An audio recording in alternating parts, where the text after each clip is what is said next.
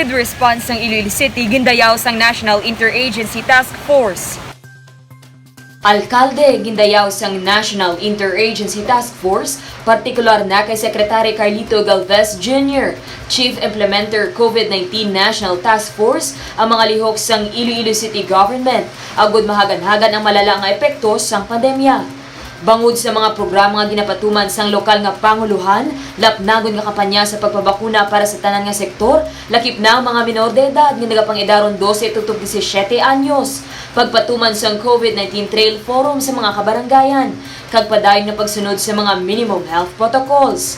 Pangabay sang alkalde nga hindi sa gihapon magkampante, likawan na pagbiyahe kung hindi man lang kinahanglanon nga transaksyon. Hindi kita malipat nga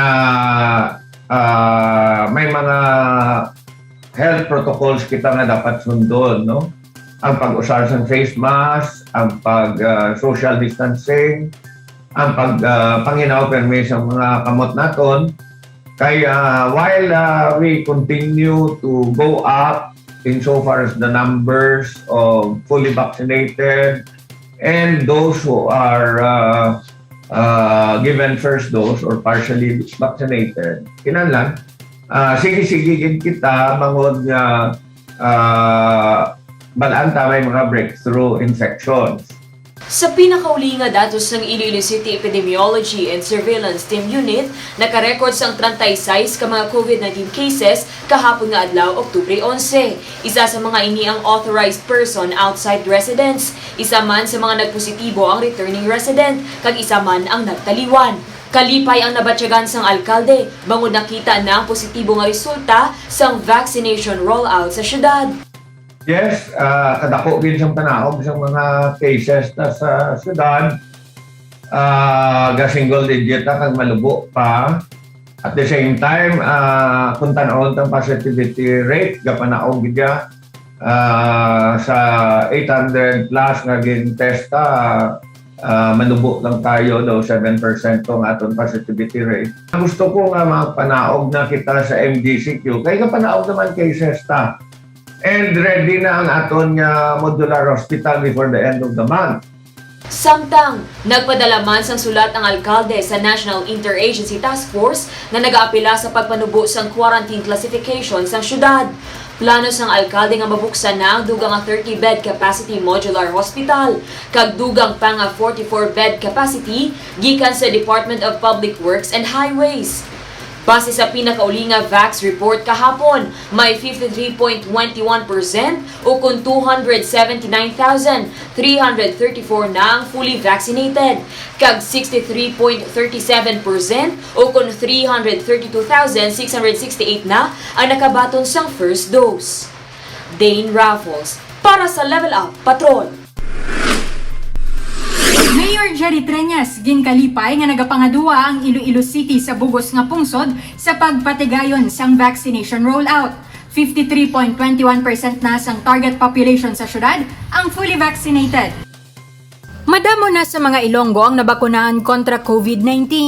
Sa listahan sang Iloilo City Government kahapon Oktubre 11, may 2,676 ka mga dugang nga mga pumuluyo sa syudad ang vaccinated na. 1,430 dire gikan sa mega site, kag 1,246 ang gikan naman sa community-based vax site. Base sa pinakauli nga vax report kahapon, may 53.21% o kung 279,334 na ang fully vaccinated, kag 63.37% o kung 332,668 na ang nakabaton sa first dose.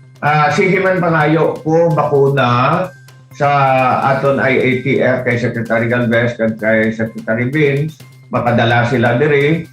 Ginpakita ko mga pictures sang aton nga vaccination nga kadamo gid sang aton nga pumuluyo gusto mapabakuna. Ginkalipay man ni Mayor Jerry Treñas nga nagapangadua ang syudad sang Iloilo sa bugos nga pungsod sa pagpatigayon sang vaccination rollout. Para sa iya, nanginma dinalago ng ini nga programa sa tungas sang pandemya. We're the second outside the NCR sa vaccination, and that is one thing that the Ilonggos should be very proud of. I also told Secretary Galvez nga procured naton nga vaccines nga AstraZeneca, ginasugdan ta na panagtangman sa mga LGU nga malapit sa aton. Nagpadala man sing sulat ang alkalde sa Interagency Task Force nga nagahinyo nga panugutan na ang vaccination sa mga menor de edad. Ako nga ginalagas na makabalik naman sila sa eskwelahan. Naluoy ko sa mga kabataan sang Domingo, pud ko apo ko. Ang mga apo ko, ang eldest ko nga apo is already 3 years old. And she was showing me ang mga ginaobraya sa Claydo, no?